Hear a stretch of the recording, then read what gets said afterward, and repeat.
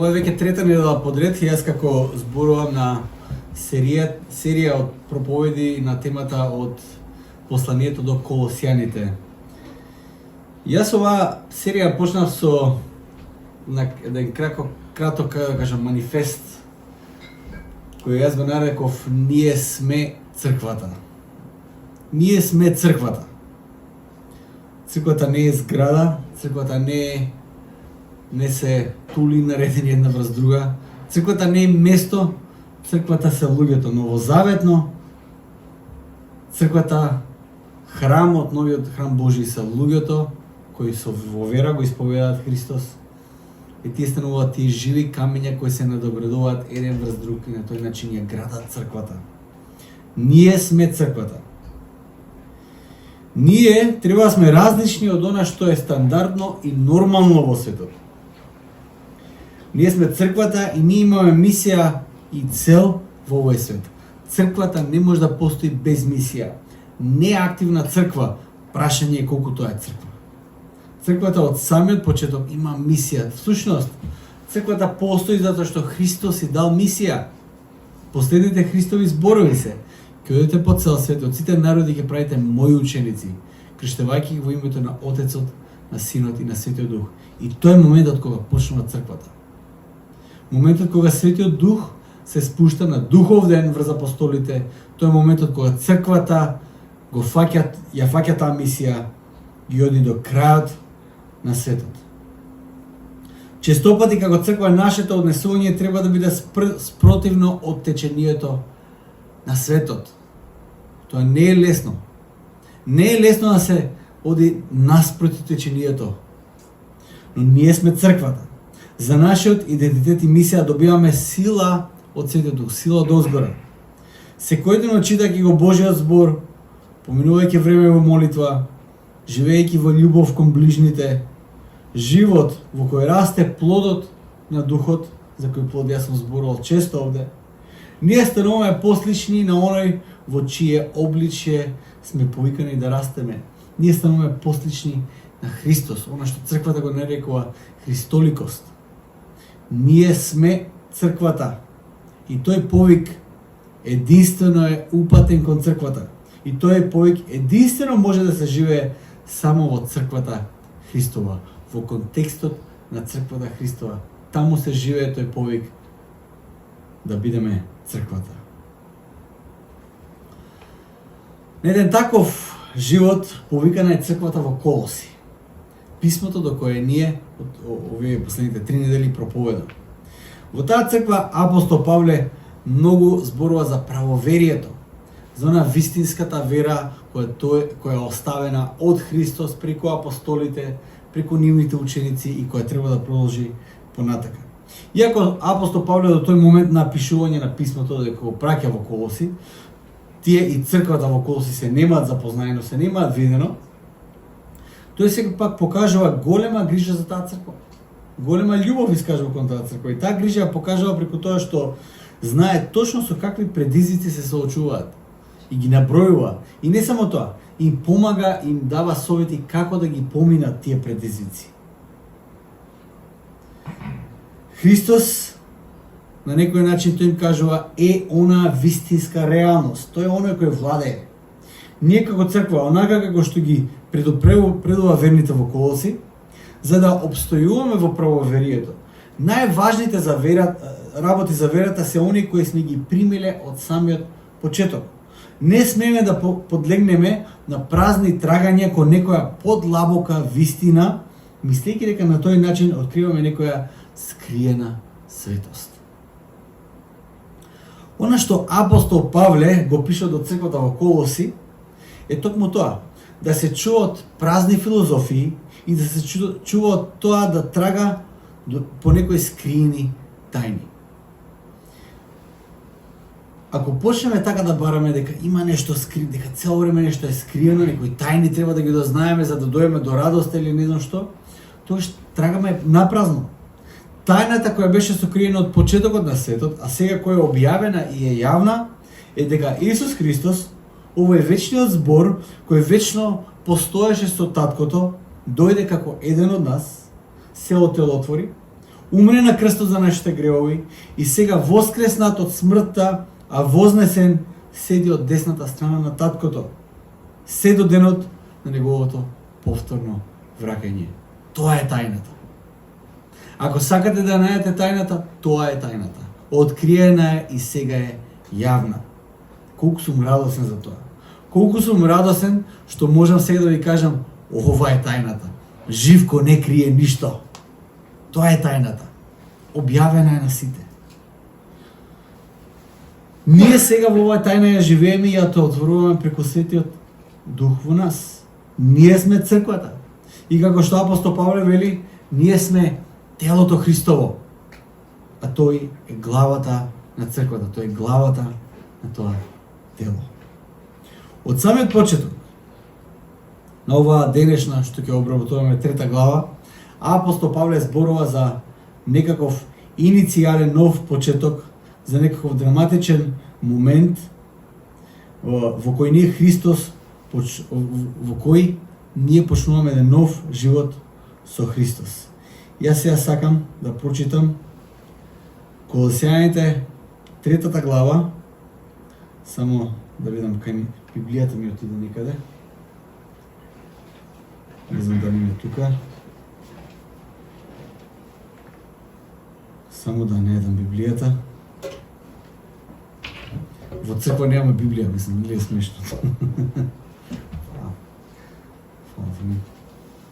Значи, ќе читам Колосјаните 3 глава, 1 до 17 стих.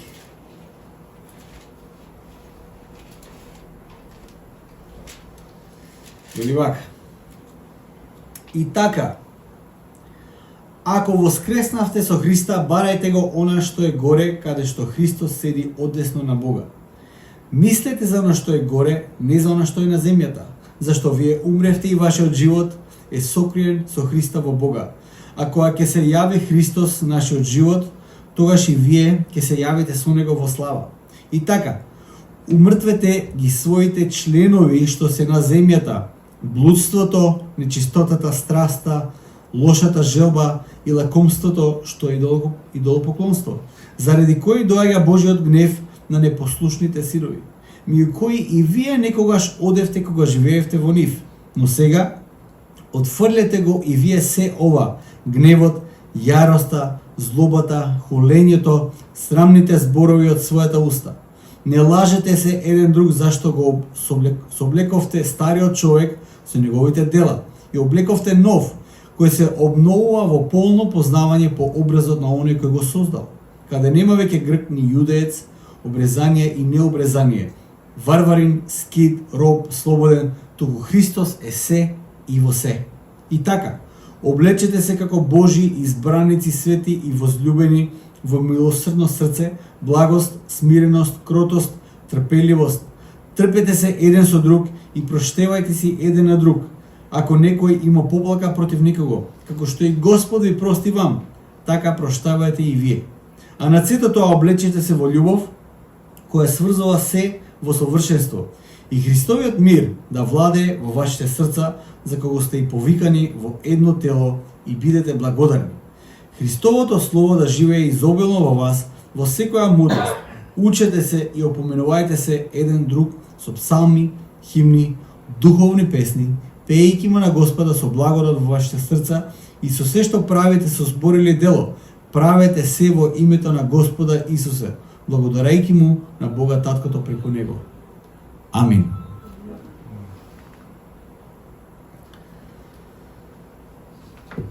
Ако сте воскреснале заедно со Христос, барете го она што е горе.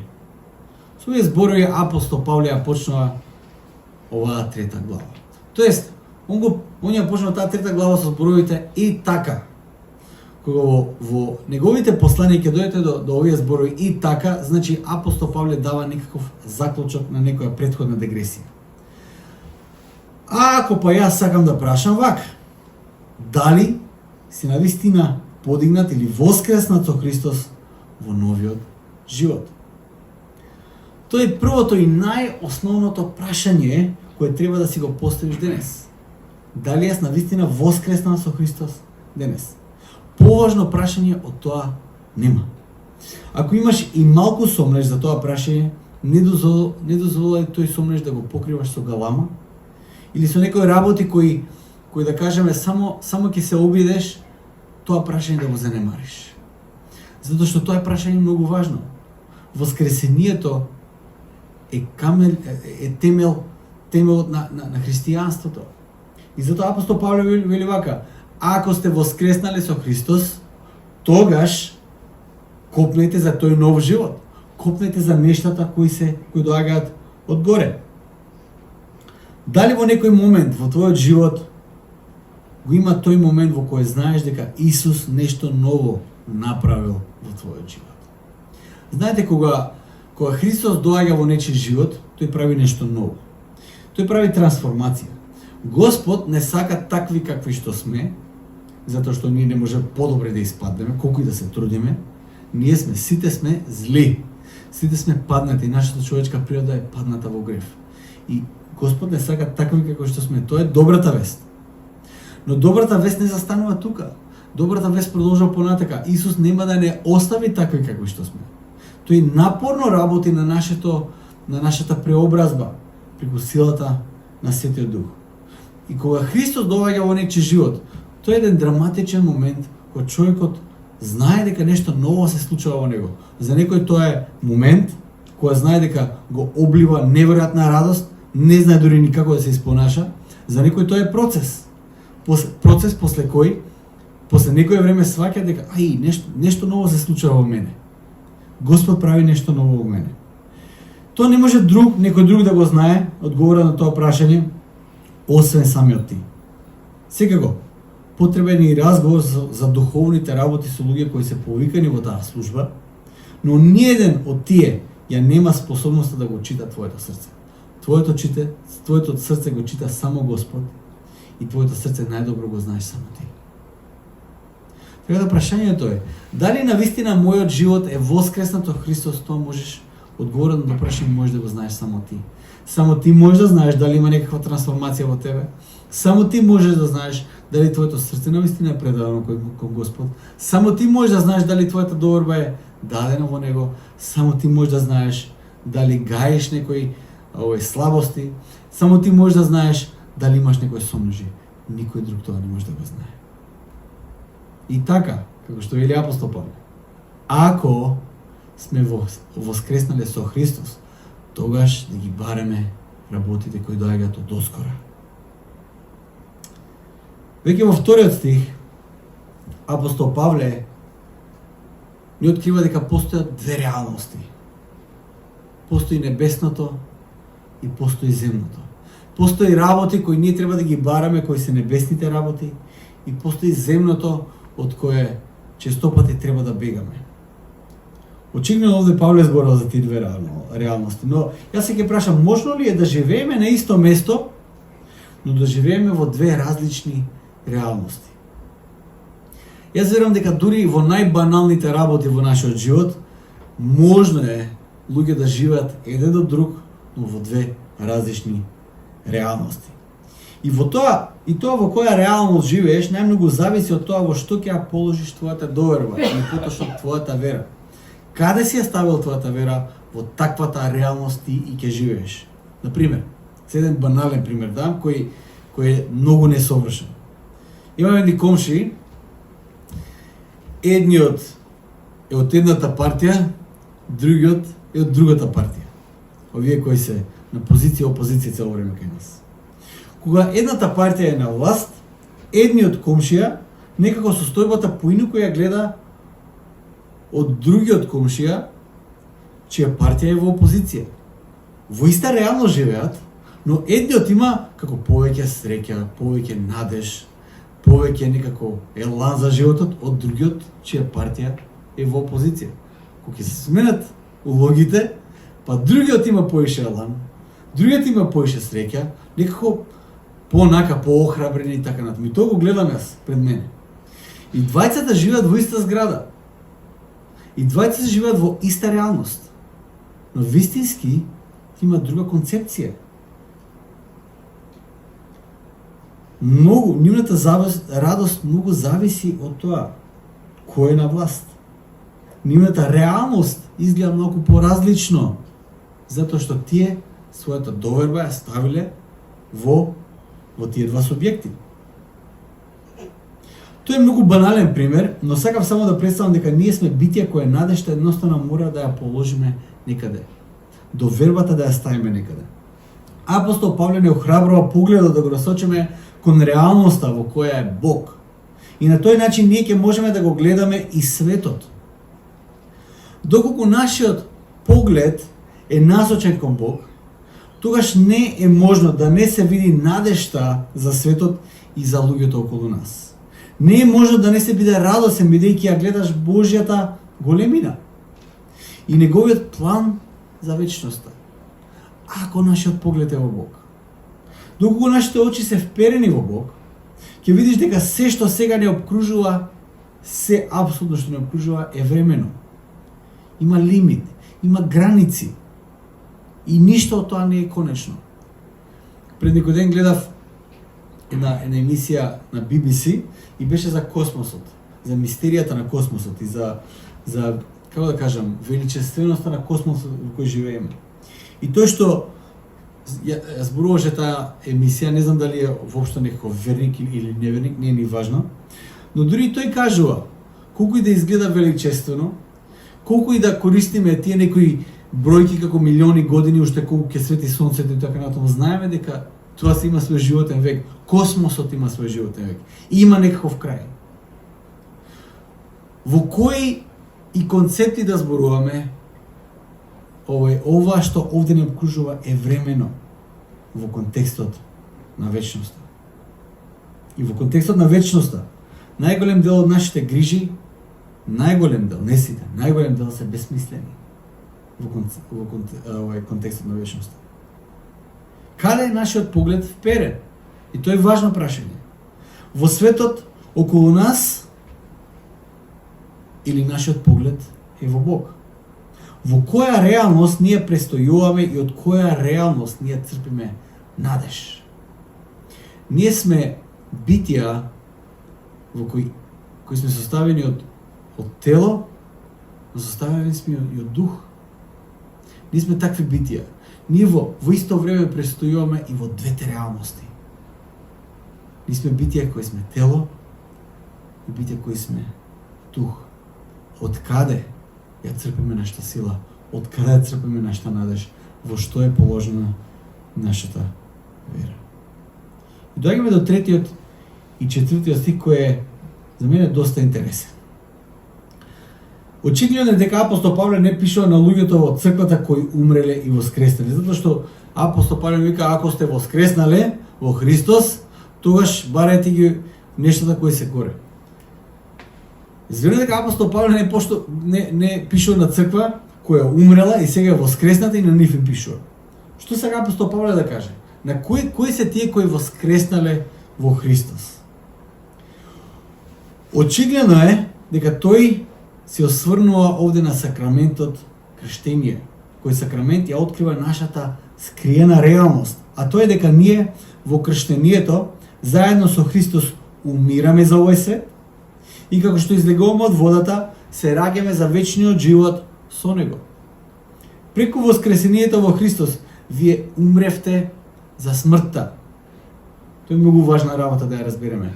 Преку воскресението во Христос, умираме за смртта. Смртта не ви може веќе ништо. И токму во животот во воскресението е нашата вечна надеж. Знаете, во последните 2 месеци со Фани се соочуваме со страшни вести од сите можни страни. Со еден пријател од Америка разговарам, пријател кој негови блиски се во болница и на умирање. Не знам, ние сме многу кршливи. Од короната се активира некаков, поиманием, синдром, која парализира личноста и поиманием, едноставно на смртна постела и умира. И тој човек мене ме прашува каква надеж, кои зборови можам да му кажам на тој мој брат, чија жена е сега во смртна постела. И не само таа вест, слушам еден куп такви вести. Јас да ви кажам искрено размислав за таа работа, пошто често пати ние се молиме. Еве се пред да почнеме се молевме за тие што се болни. И верувам дека Господ е слуша. Дека Господ се молиме Господ да не исцели. Но што кога Господ не исцелува? Што да правиме со тоа? Што да правиме со тоа? Тоаш доаѓаме до тој момент каде што апостол Павле го кажува тоа. И апостол Павле во ниеден момент надежта, целосната негова надеж не ја става во овој дел од животот. Од оваа страна на смртта. Целосната надеж апостол Павле ја има во Христос, кој е царот на животот и на животот после смртта. Таму е нашата конечна надеж. На еден или на друг начин, како што јас кажав, се во универзумот, дури и сонцето кое треба да сети уште милиони години, има свој животен век, има некаков крај. Имам и јас, на еден или на друг начин. Но тука не е крајот. Апостол Павле целата своја надеж става во Христос, кој што кажав преку воскресението, ја победи смртта. Тие што повера се Христови, смртта не и може ништо. Затоа што апостол Павле кажува вака: твојот живот е сокриен во Христос и тој воскреснат живот ќе биде откриен во денот кога Христос ќе се открие во својата слава.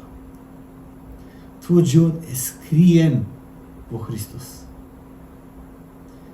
Понатаму апостол Павле кажува дека има некои работи кои ние ги соблекуваме и некои работи кои ги облекуваме. Сега тоа е символички.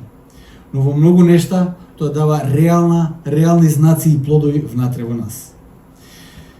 Апостол Павле вика: постои стар ти пред воскресението, пред моментот да Христос живее во тебе. Постоиш една стара верзија од тебе која е навикната на една стара и смртна природа, која практикувала смртни нешта, како што е блудството, нечистотата, сласта, лошата желба, лакомството. Кои од овие нешта ги гледаш присутни сега во твојот живот? Има ли некој од тие нешта присутни во твојот живот? Блудство, нечистота, сласт, лоша желба, лакомство. Што од тие нешта биле силен дел од твојот живот порано? Една работа на која апостол Павле тука се осврнува и за мене многу интересно, а тоа е лакомството или алчноста, лакомство. Понекогаш ние лакомството го гледаме како некоја многу наивна работа. Ова е лаком, ова е посакува нешто. И тој како едно општо прифатена реалност за луѓето околу нас кои посакуваат нешто на некој друг што има. Се јас тоа да го имав и ние сите мечтаеме за нешто, не знам што. И го гледаме тоа како сосема невина наивна работа. Апостол Павле кажува лакомството е идолопоклонство. Идолопоклонство е тоа. Ако нешто постои страшно во Стариот Завет, тоа е идолопоклонството. Тоа е првата заповед која Бог ја дава. Да немаш други богови освен мене. Идолопоклонството е да имаш други богови освен Бог. Лакомството апостол Павле го споредува со идолопоклонство. Апостол Павле кажува вака: Божиот суд доаѓа за таквите нешта, за смртните нешта. Господ и суди на смртта и затоа се што е смртно ќе биде осудено, така и плодовите на смртта кои овде се наброени. Овие нешта кои сега ги наброи се плодови на смртта. И понатаму апостол Павле зборува посебно во 7 стих, ќе видите доза на тоа што јас го викам континуитет и дисконтинуитет. Во христијанскиот живот мораме да разбереме дека има некаков континуитет. Значи, кога станеш христијанин, не ти се менува во животот во смисла на кога јадам, дали работам или овие нормалните работи од животот. Во големи нешта има многу континуитет. Но во некои нешта нема никаков континуитет. Нештата од твојот стар живот остануваат во минатото. И никош повеќе не би требало ниту да ги правиш, ниту да ги толерираш внатре во твојот живот. ниту во твоето срце.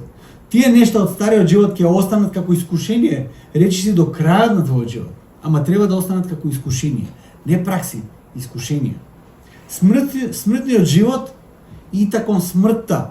И затоа смртните нешта ќе бидат искушенија до крај. Но ние во тие нешта не смееме да имаме никаков континуитет. Сето тоа што апостол Павле го спомна. И апостол Павле не заврши тука, тој продолжи да набројува некои работи. Ќе прочитам 8 до 11 стих, вели вака: а сега и вие отфрлете се од себе: гневот, лутината, злобата, хулењето, срамните зборови од својата уста. Не лажете се еден со друг, зашто веќе го соблековте стариот човек. Ова е стариот човек. Сите тие нешта кои апостол Павле ги наброја, тие се дел од стариот човек. Го соблековте стариот човек заедно со неговите дела. И се облековте во новиот, кој се обновува во познанието според образот на својот создател. Има нов човек, има нов ти, нова верзија од тебе која Господ ја создава по благодат, која ти ја облекуваш. Тука нема повеќе, како што кажува апостол Павле, елини, ни јудејци, ни обрезани, ни необрезани, ни варвари, ни скит, ни роб, ни слободен, и се, а се и во се е Христос. Со други зборови апостол Павле кажува вака: сите тие ограничувања, сите тие некои работи со кои ние се китиме и се делиме едни против други, веќе не постојат, затоа што ги соблековме. Сега облекуваме нов човек, кој Господ по благодат го прави за нас, и веќе Христос е се во се. Ние сме телото, а тој е главата. Ние сме телото Христово, а тој е главата. Во телото Христови нема поделби.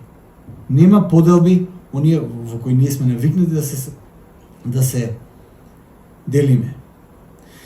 И се мора да знаеме една многу важна работа.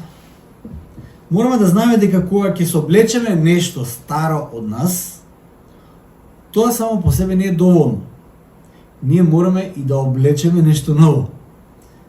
Лука, најмалиот внук кој го има една посебна радост кога го менуваат пелени. Бебињата, знаете, кога ги расоблекувате, тоа е невидена слобода која тие доживуваат.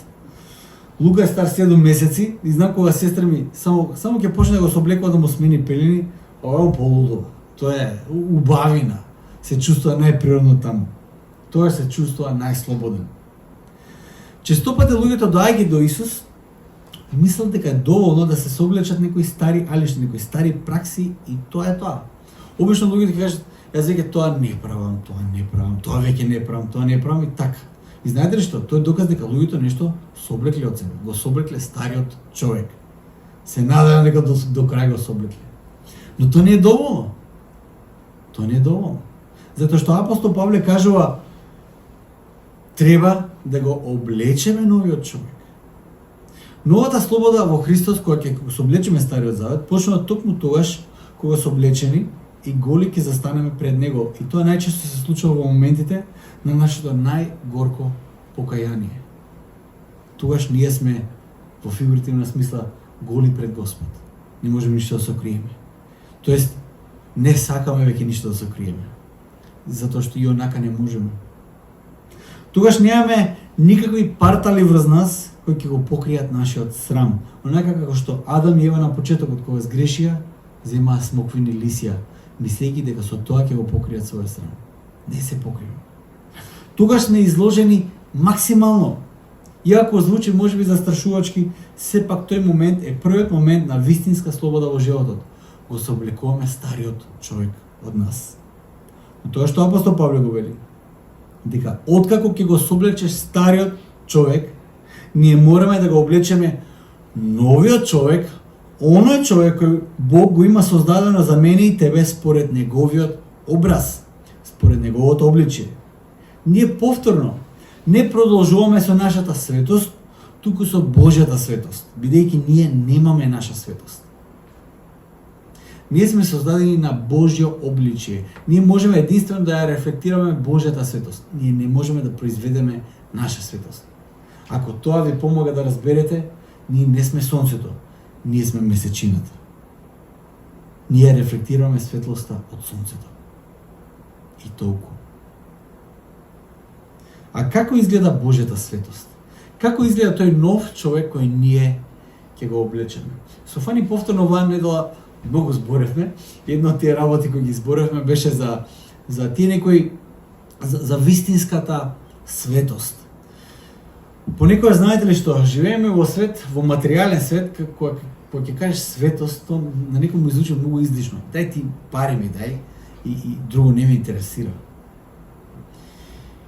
И вели К.С. Луис ќе каже вака: сите мислиме дека светоста е досадна, се дека не видиме светост пред нас. Кога ќе видиме вистинска светост пред нас, таа станува нешто од кое ние не можеме да се откажеме. Не можеме да го тргнеме погледот. А како изгледа Божјата светост, во која тој не повикува ние да се облечеме? Апостол Павле ќе каже вака: и така, како избраници Божи, свети и возлюбени, облечете се во милосрдност, доброта, смиреност, кротост и долготрпеливост. Трпете се еден со друг и проштевајте си. Ако некој има поплака на некого, како што Христос ви прости, така и вие направете. А над сето тоа, ова ми е омилениот дел, облечете се во љубов, која се сврзува во совршенство. И мир Божи да владее во срцата ваши, зашто сте повикани во едно тело. И бидете благодарни. Како изгледа таа нова заедница на луѓето кои воскреснале со Христос за нов живот? Еве вака изгледа. Како изгледа новиот човек кој ние треба да го облечеме? Ете кои карактеристики ги поседува тој нов човек. Овие зборови на апостол Павле во повеќе наврати и во повеќе писма на различни начини ги пишува до повеќе цркви. Овде апостол Павле зборува за плодот на духот, плод кој произлегува од животот во заедништво со Светиот Дух. Доколку го облечеме новиот човек кој е создаден по образот на Создателот, ова е плодот кој произлегува од тој нов човек кој сме го облекле. Сите тие прекрасни нешта за кои јас верувам дека секој од нас копнее. А што кај јас не само што сум далеко од оваа реалност, оние претходните наброени работи царуваат уствари во моето срце. Оние од стариот човек.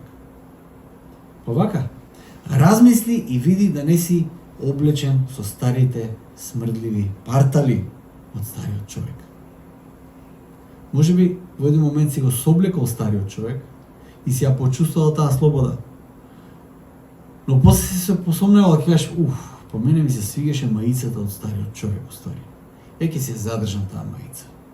Може ќе кажеш: абе, чорапите таму, навистина, емотивно сум врзан за тие чорапи, морам да ги задржам. Може и тоа да се случи, откако ќе почувствуваш слободата Христова, се гледаш назад и кажеш: па јас и не бев толку лошо облечен. Полека го облекуваш стариот човек повторно. Но има нешто интересно во овие неколку стиха, посебно со тоа како завршуваат. Ќе ги прочитам 14 и 15 стих и ќе видите зашто станува збор. Вели вака: а над сето тоа облечете се во љубов, која се сврзува во совршенство, и мир Божи да владее во срцата ваши, зашто сте повикани во едно тело. И бидете благодарни. Во македонскиот превод овие два стиха се една реченица. Но во англиските преводи ова се две реченици и втората реченица гласи вака: бидете благодарни. Толку. Тоа е целата реченица. Јас не верувам дека Павле имал некој број на зборови кои тој морал да го пополни и сега да му фалат некои зборови и да каже: чекај, убаво ја завршив реченицата, ми требаат уште два збора. Ајде ќе напишем вака: бидете благодарни. Точка. Затоа што убаво звучи. Знаете, во описот на апостол Павле за стариот човек и праксите кои стариот човек ги прави, за кои доаѓа Божиот суд, е всушност лакомството. Лакомството апостол Павле го нарекува идолопоклонство. Јас верувам дека спротивно од благодарноста е токму лакомството. Не е неблагодарноста. Неблагодарноста е патот надвор од благодарноста, но лакомството е спротивното, она диаметралното од благодарноста. Затоа сметам дека на самиот крај од овој опис за новиот човек стојат овие важни зборови, да бидеме благодарни. Благодарни. Со тоа што го имаме, каде и за се наоѓаме, да бидеме благодарни. Јас ќе ви прашам, за да бидеме благодарни, уште што треба да се деси? Имаме листовини, имаме листи, доаѓаме со листи на очекувања. Имаме со листи кои треба да се десат. Уште што треба да добиеш да бидеш благодарен, да кажеш доста е. И знаете нас, јас се сеќавам кога бев мал ги гледав овие народните приказни и на кантар со Георги Колозов мислам дека беше. На кантарот ставија едно окце од едната страна, а на другата страна трупаа злато. И окото секош повеќе тежи.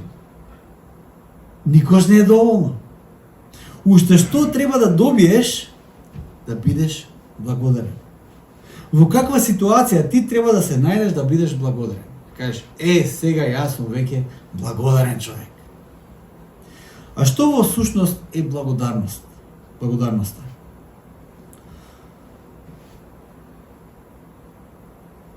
Дали благодарноста е резултат на некаква околност во која се наоѓаме или се работи за нешто друго?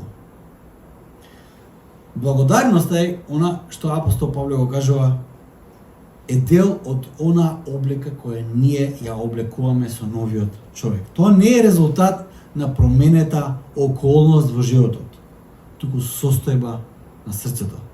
Тоа е благодарноста. Благодарноста е состојба на срцето. А како тоа се случува и во кој контекст јас овој нов човек го облекувам и го растам? Апостол Павле пред благодарноста го спомнува фактот дека ние сме повикани да бидеме едно тело. Збор кој честопати тој го користи за црквата. И сега ќе ви прочитам 16-17 стих да видите каде тој нов човек расте, вирее. Каде тој нов човек треба да биде посаден за да може да ги извади тие плодови како едно дрво кој мора да биде посадено на вистинската земја, да биде вистински наводнето, чувано, одгледувано за да даде добар плод. Каде треба да биде посаден тој нов човек? Вели вака, 16-17 стих. Словото Христово, значи Божиот збор, изобилно нека се всели во вас. Во секоја мудрост да се учите и да се советувате еден друг со псалми и химни и со духовни песни, пеејќи му на Господ со благодарност во срцата ваши. И се што правите со збор или со дело, правете го во името на Господ Исус Христос, благодарејќи му преку него на Бога и Таткото. Црквата. Павле во овие зборови ја опишува црквата. Пеење духовни песни, Божиот збор, да растеме во мудроста на Божиот збор, да си помагаме еден со друг, да се учиме еден со друг, да се советуваме еден со друг. А во кој контекст тоа се прави? Во контекстот на црквата. Ние сме црквата. Ние сме црквата и имаме мисија во овој свет. Во една таква мисија апостол Павле сите нас не повикува. А сега јас би сакал да ви испрезентирам една важна мисија која како црква ние сме повикани да ја правиме. За едно 10 дена, мислам прилика тука некаде беше, толку некаде беше, и јас и Трајче од оваа црква заедно со Филип Иванов од Велес ќе патуваме за Африка. Дај Боже се да биде окей со тестови, со што и да правиме. Јас се надевам дека се ќе биде како што треба, ама јас сакам да споделам една кратка презентација со вас, тоа што го имавме во петок вечер во Порта Македонија, за мисијата која таму ќе ја правиме и кои се целите кои ги имаме за оваа мисија. Јас на брзинка само додека јас зборам, заги може полека да ги врти сликите позади мене да видите каде ќе одиме. Еден од важните проекти каде што ќе служиме ќе биде заедницата на пигмејците. За тие што не сте слушнале, пигмејците се ниски луѓе, олкаи се отприлика, и сите до еден се толкаи. Има малце некои повисоки толкави се. Тие се луѓе кои се уште живеат надвор од цивилизацијата и живеат од тоа што ловат дивеч за да се прехранат. Проблемот е што веќе таму каде што живеат нема веќе што да се лови.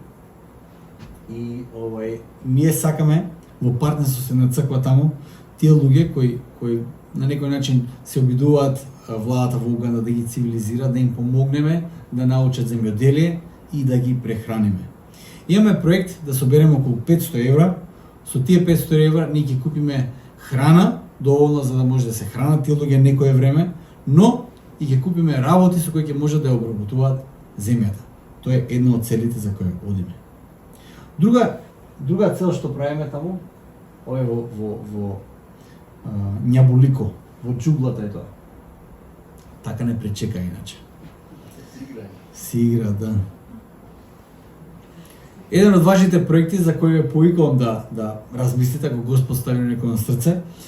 Јас тој проект го нареков Посвој дете во Уганда.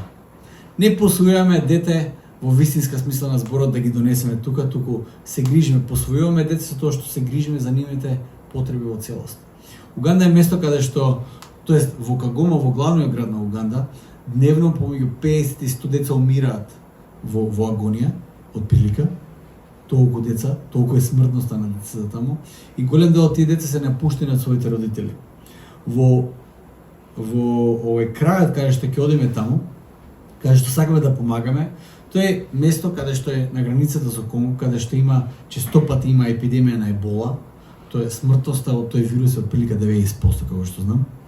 Има често пати војни немири, многу луѓе умираат од маларија и многу деца стануваат сираци. Приказните на тие деца се тешки приказни да се слушаат и сакаме ние некои од тие деца да ги посвоиме и да се грижиме за нив. Отприлика 4000 денари од прилика е месечно за едно дете да добие храна, секој ден сместување, осигурување, здравство и да добие школарине за да може да се едуцира тоа дете таму. Така да јас сакам да посвоиме колку што е можно повеќе деца. Поентава е дека верувам дека многу малку од нас ќе можат 4000 одма да инкасираат месечно.